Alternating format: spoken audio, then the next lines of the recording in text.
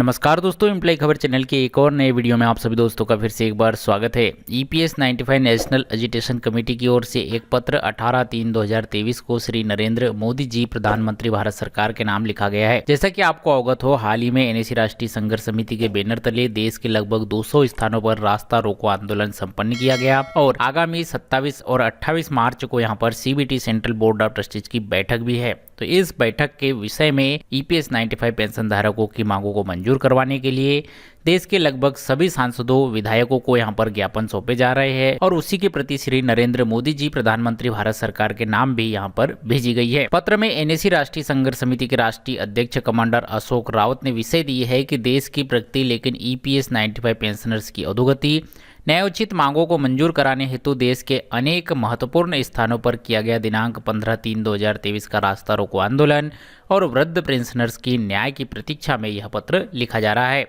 आगे लिखा है, सविनय सादर है कि देश के 70 लाख औद्योगिक, सार्वजनिक, सहकार, निजी क्षेत्र के रिटायर्ड कर्मचारी यानी कि ईपीएस 95 पेंशनर्स जिन्होंने अपनी सेवा काल में देश के नवनिर्माण में अपना खून पसीना बहाकर देश को समृद्ध बनाया, आज वही पेंशनर्स अत्यंत कम पेंशन राशि मिलने के कारण दयनीय मरणशर्त अवस्था में जीवन जी रहे हैं, परिवार व समाज में अपना सम्मान खोते जा रहे हैं। एक तरफ भारत सरकार लोक कल्याण हेतु अनेकों पेंशन योजनाएं सुचारू रूप से चला रही है, लेकिन ईपीएस 95 कर्मचारियों को उनकी पूरी सेवा के दौरान सरकारी नियमानुसार 417, 541 व 1250 रुपये प्रति माह पेंशन फंड में जमा करवाए व वृद्ध पेंशनर्स को औसतन पेंशन दी जाती है वह मात्र 1170 रुपये राशि है। इतने कम में पति पत्नी का जीवन यापन तो दूर, इस वृद्धावस्था में इस राशि में औषधि उपचार का खर्चा भी नहीं होता है। इस ईपीएस 95 योजना के अंतर्गत फार्मूला के अनुसार जो अल्प पेंशन राशि तय की जाती है वही पेंशन आजीविका कायम रहती है। ईपीएस 95 पेंशनर्स की अधोगति किस तरह से हो रही है इसके बारे में भी पत्र में लिखा है। कहा है कि वर्ष 2001 के बाद वार्षिक राहत खत्म कर दी गई है। दिनांक 25/9/2008 से पूंजी की वापसी का प्रावधान व कम्यूटेशन का प्रावधान खत्म कर दिया गया है। दिनांक 1/9/2014 से वास्तविक वेतन पर उच्च पेंशन का प्रावधान खत्म किया गया। वहीं दिनांक 1/9/2014 से माननीय महोदय जी द्वारा मिनिमम पेंशन 1000 रुपये की घोषणा की गई। वृद्ध पेंशनर्स को राहत प्रदान करने का प्रयत्न किया गया, लेकिन वहीं दूसरी ओर ईपीएफओ ने 1/9/2014 से ही पेंशन स्कीम के नियमों में बदलाव कर पेंशन राशि की गणना हेतु वेतन के 12 माह के औसत की जगह 60 माह के औसत की गणना शुरू कर दी। परिणाम स्वरूप मासिक पेंशन 30 से 35% तक कम हो गई। दिनांक 1/9/2014 से नई भर्ती हुए कर्मचारी जिनकी वेतन 15,000 रुपए से ज्यादा है उन्हें ईपीएस 95 योजना से बाहर कर दिया गया। तो इस तरह के बदलाव यहाँ पर पेंशन योजना में हुए। आगे उन्होंने लिखा कि इतनी कम पेंशन राशि में वृद्ध पेंशनर्स गुजारा किस तरह से करे। हमारा संगठन एनईसी ने पीड़ित ईपीएस 95 पेंशनर्स की आवाज को सरकार तक पहुंचाकर हम पेंशनर्स को उचित मांग मंजूर कराने हेतु देश भर में पिछले 7 वर्षों में तहसील स्तर से लेकर राष्ट्रीय स्तर तक दिल्ली तक विविध प्रकार के आंदोलन किए हैं। एनईसी के मुख्यालय बुल्डाना महाराष्ट्र में जिला अधिकारी कार्यालय पर दिनांक 24/12/2018 से क्रमिक अनशन शुरू है। माननीय श्रम मंत्री जी के साथ एनईसी के प्रतिनिधियों की बैठकें संपन्न हुई है। सौभाग्य से दिनांक 4/3/2020 व दिनांक 5/8/2021 को श्रीमती हेमा मालिनी जी की अगुवाई में प्रधानमंत्री जी महोदय स्वयं आपके साथ हमारे संगठन एनईसी के प्रतिनिधि मंडल की बैठक वृद्ध पेंशनर्स के प्रति करुणा भाव दर्शाते हुए आपके द्वारा केवल आश्वासन ही नहीं बल्कि संबंधित मंत्री महोदय को आदेश भी दिए गए, लेकिन अभी तक न्याय नहीं मिला है। माननीय प्रधानमंत्री जी, आपके द्वारा आश्वासन व दिशा निर्देश के बाद भी ईपीएफओ की नकारात्मक भूमिका के कारण अभी तक ईपीएस 95 पेंशनर्स की मांगे मंजूर नहीं हुई है। वह हमारा दुर्भाग्य है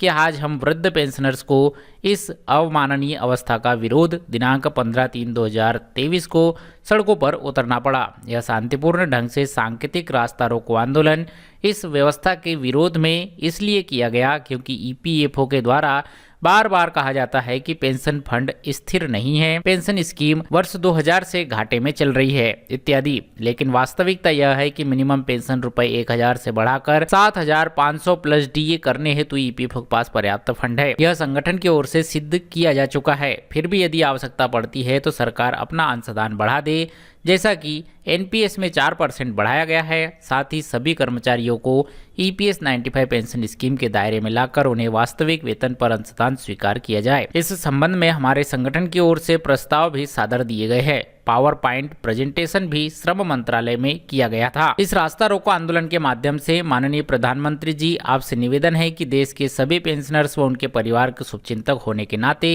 कृपया आप अपना वचन निभाएं व संसद के इसी सत्र में 4 सूत्रीय मांगों को मंजूर करवाकर हमें न्याय प्रदान करें, क्योंकि यह पेंशनर्स पिछले 7 वर्षों से संघर्ष कर रहे हैं व 65 प्लस के हो चुके हैं। यदि उनकी औसतन उम्र 70 वर्ष मानी जाए तो कम से कम 5 से 6 वर्ष तो उन्हें 5 से 6 वर्ष तो समाधान से जीवन व्यतीत कर सकेंगे। यहाँ प्रमुख मांगों में लिखा है कि 2 व्यक्ति पति पत्नी को जीवन जीने लायक मिनिमम पेंशन 7,500 रुपए और उसे महंगाई भत्ता की मंजूरी प्रदान की जाए। यह राशि EPFO के फंड से ही दी जा सकती है। यदि आवश्यकता है तो बजट में प्रावधान किया जाए, इसके लिए बिल पास किए जाए। यह उचित मांग कोश्यारी समिति राज्यसभा पिटीशन 147 की सिफारिश के अनुसार है।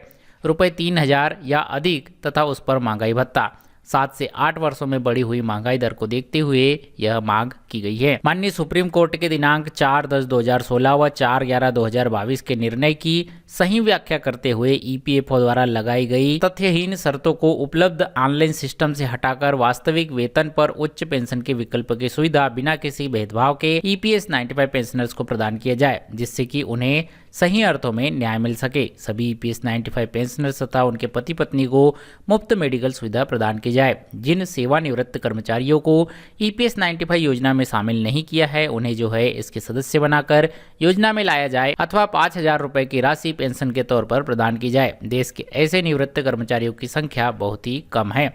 इस तरह का एक पत्र यहाँ पर सविनय किया गया है। इसकी प्रतिलिपि माननीय श्री भूपेंद्र यादव जी, श्रम व रोजगार मंत्री, भारत सरकार को भी भेजी गई है। साथ ही इस पत्र की प्रतिलिपि देश के सांसदों, विधायकों को सादर की जा रही है और उनके द्वारा माननीय प्रधानमंत्री नरेंद्र मोदी जी तक यहाँ पर EPS 95 पेंशन धारकों की आवाज पहुँचाने का प्रयत्न किया जा रहा है। इसके साथ ही 27 और 28 मार्च को होने वाली CBT की बैठक के स्थल पर भी एक बड़े आंदोलन की योजना यहाँ पर NSE राष्ट्रीय संघर्ष समिति की ओर से बनाई जा रही है। यदि EPS 95 पेंशन धारकों की मांगे जल्द मंजूर नहीं की जाती है तो पेंशन धारक CBT स्थल पर भी यहां पर धरना प्रदर्शन कर विरोध व्यक्त करेंगे और अपनी मांगे मंजूर कराने के लिए सरकार से फिर से गुहार लगाने के लिए यहां पर तैयार होंगे। उम्मीद करता हूं दोस्तों ये वीडियो जानकारी आपको पसंद आई होगी। ये वीडियो जानकारी आपको अच्छी लगी हो तो वीडियो को लाइक शेयर, चैनल को सब्सक्राइब कीजिए। मिलते हैं आपसे अगले वीडियो में, तब तक के लिए जय हिंद, वंदे मातरम।